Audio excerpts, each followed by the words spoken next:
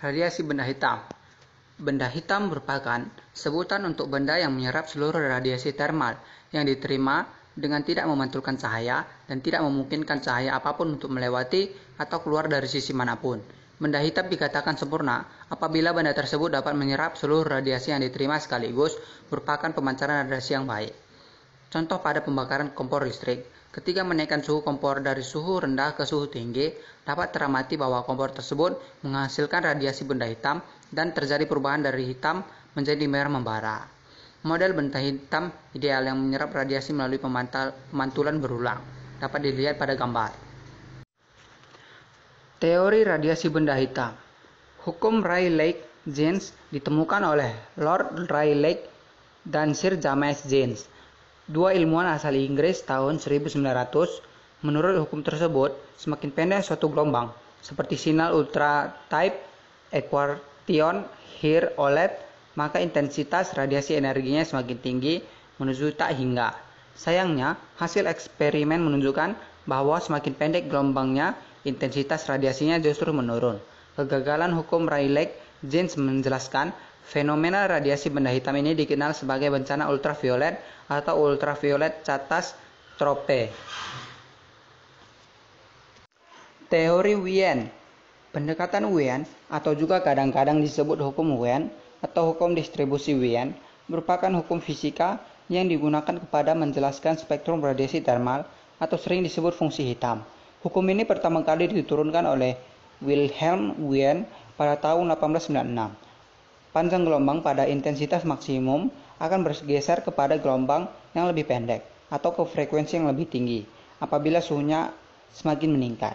Ketika suhu benda berubah, maka intensitas benda akan ikut berubah atau terjadi pergeseran. Pergeseran ini dapat digunakan untuk memperkirakan suhu benda atau biasa disebut pergeseran Wien. Grafik di atas menunjukkan hubungan intensitas radiasi benda hitam terhadap panjang gelombang pada suhu yang berbeda. Dapat dilihat bahwa ketika suatu benda hitam meningkat, panjang gelombang untuk intensitas maksimum atau lambda bergeser ke nilai panjang gelombang yang lebih pendek. Berdasarkan percobaan Wien, dapat diperoleh persamaan seperti berikut. Lambda M dikali T sama dengan konstan. Konstanta kesembandingan antara panjang gelombang dan suhu dinamakan konstanta pergeseran Wien atau C yang besarnya 2,90 dikali 10 pangkat min 3 MK. Dengan demikian, lambda MT sama dengan 2,9 dikali 10 pangkat min 3. Contoh soal 1. Permukaan benda pada suhu 37 derajat Celcius meradiasikan gelombang elektromagnetik. Jika nilai konstanta Wien sama dengan 2,9 dikali 10 pangkat min 3 MK, maka panjang gelombang maksimum radiasi permukaan adalah diketahui. T sama dengan 30 derajat Celcius sama dengan 37 ditambah 273 K sama dengan 310 K. C sama dengan 2,9 dikali 10 pangkat min 3 MK. Ditanya, lambda max. Jawab, lambda max sama dengan C per T sama dengan 2,9 dikali 10 pangkat min 3 per 310 sama dengan 9,35 dikali 10 pangkat min 6 meter. Teori kuantum Planck. Menurut Planck, radiasi elektromagnetik yang dipancarkan suatu benda terbagi-bagi atau disekret ke dalam paket-paket energi yang disebut kuantum. Besarnya energi ini bergantung pada besarnya frekuensi gelombang elektromagnetik. E sama dengan H dikali V, E sama dengan energi, H sama dengan konstanta Planck, V sama dengan frekuensi radiasi. Teori Planck ini mampu menjelaskan bencana ultraviolet. Hasil perhitungan dengan persamaan Planck ini ternyata sama dengan hasil eksperimen sebelumnya. Mereka menunjukkan grafik pengamatan benda hitam dengan pola yang sama. Salah satu fakta yang mendukung kebenaran dari teori kuantum Max Planck adalah efek fotolistrik yang ditemukan oleh Albert Einstein pada tahun 1905. Teori Max Planck atau teori kuantum. Energi foton dinyatakan En sama dengan NHF sama dengan NhC per lambda, di mana N sama dengan bilangan kuantum, E sama dengan energi tingkatan ke N, H sama dengan tetapan Planck, F sama dengan frekuensi, C sama dengan kecepatan rampat cahaya 3 kali 10 pangkat meter per second. Grafik teori Planck dapat dilihat pada gambar. Teori Planck merupakan penggabungan teori Wien dan Rayleigh-Jeans. Teori ini cocok untuk semua panjang gelombang, baik panjang gelombang panjang maupun panjang gelombang pendek. Teori Planck merupakan pelopor untuk teori-teori fisika modern berikutnya, di antara teori Einstein dalam penjelasan efek fotolistrik de Broglie. Efek fotolistrik adalah peristiwa terlepasnya elektron dari permukaan suatu zat atau logam bila permukaan logam tersebut disinari cahaya atau foton yang memiliki energi lebih besar dari energi ambang atau fungsi kerja logam. Atau dapat diartikan sebagai munculnya arus listrik atau lepas elektron yang bermuatan negatif dari permukaan sebuah logam akibat permukaan tersebut disinari dengan berkas cahaya yang mempunyai panjang gelombang atau frekuensi tertentu. Efek fotolistrik dapat dilihat pada gambar. Energi potensial listrik yang dihasilkan sama dengan energi kinetik fotoelektron atau FV sama dengan EK. Keterangan HF sama dengan energi foton yang datang. W0 sama dengan HF0 sama dengan energi ambang, di mana F sama dengan C per lambda. Efek fotolistrik ini ditemukan oleh Albert Einstein yang menganggap bahwa cahaya atau foton mengenai logam bersifat sebagai partikel. Energi kinetik fotoelektron yang terlepas EK sama dengan HF sama dengan HF0. EK max sama dengan EF0. Proses kebalikan fotolistrik adalah proses pembentukan sinar X, yaitu proses perubahan energi kinetik elektron yang bergerak menjadi gelombang. Contoh soal efek fotolistrik.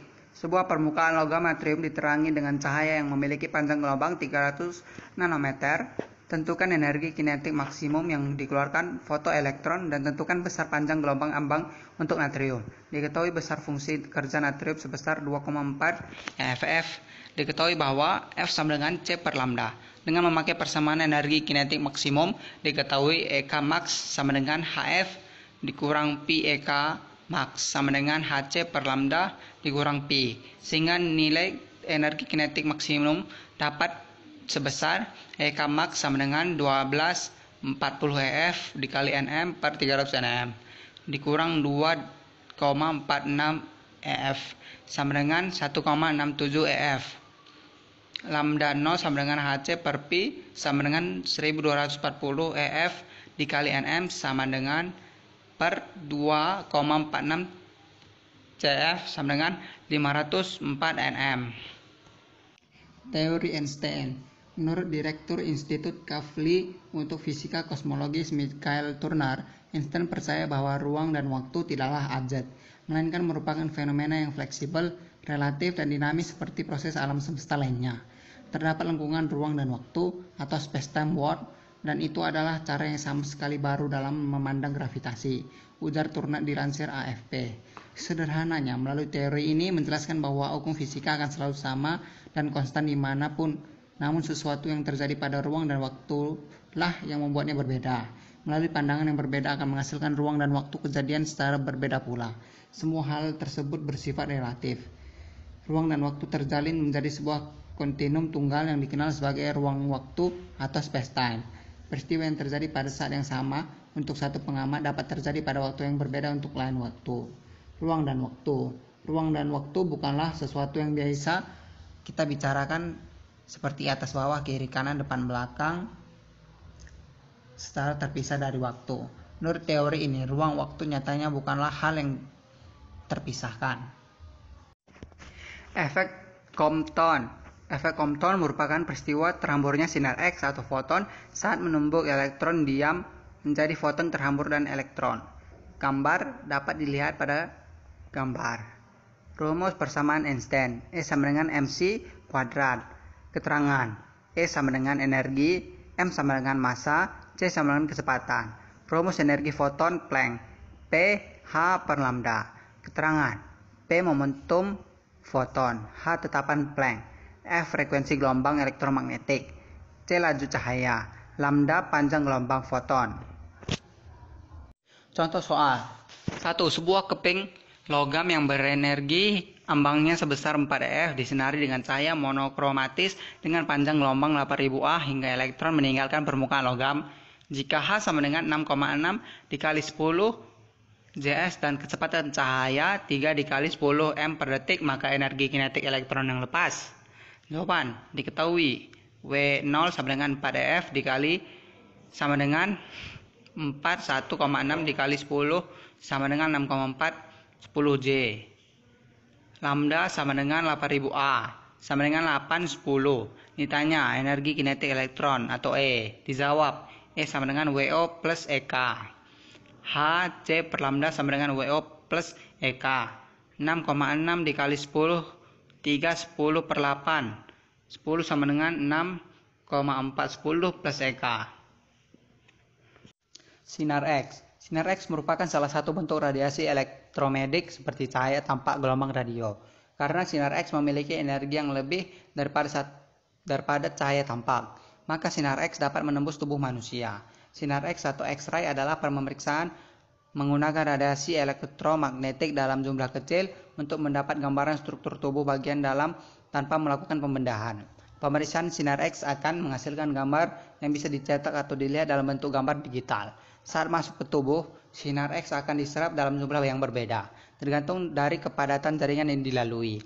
Jaringan yang padat, seperti tulang atau alat bantu medis yang dipasang di anggota badan dan terbuat dari logam. Pada hasil pemeriksaan radiografi akan terlihat berwarna putih, sedangkan jaringan yang tidak terlalu padat, seperti lima atau tot, terlihat berwarna abu-abu. Lalu benda yang bersifat cair atau gas seperti udara dan darah akan terlihat berwarna hitam di hasil pemeriksaan menggunakan X-ray. Itu saja dari hasil presentasi kami. Sekian dan terima kasih.